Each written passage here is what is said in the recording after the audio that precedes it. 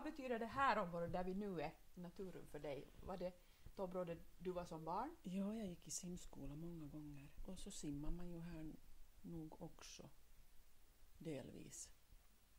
Och sen när man blev student så firar man ju här på Absolut. Knipan. Ja. Ja. Så på det sättet har man ju varit här.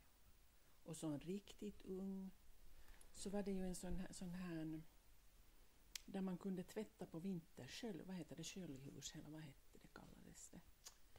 Det var öppet. Det var liksom en sån, finns det kvar ett sånt där gult? Det var gult då. Ja, det finns ett litet hus. Ja, det var liksom öppet där den där. Också vill jag minnas. Min mormor var ju sån där som hade pykipäiviä, vet du. Och speciellt då när vintern var förbi så hade hon en sån där pykipäivä. Och så kom man hit till det där hela sköljhuset eller vad man kallar det. Och sköljde den där tvätten. Så.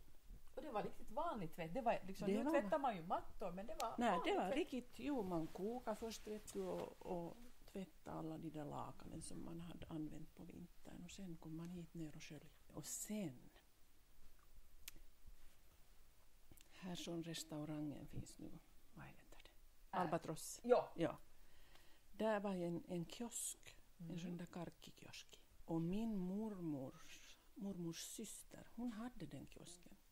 Så jag har börjat min kundservicekarriär i karkkikiosken här i slutet på 50-talet. Ja. Där, ja.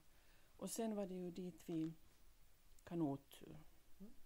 vad heter det? Som de här kanoterna. Vågparten. Där finns ju också en kiosk. Den hade hon också, där har jag också stått.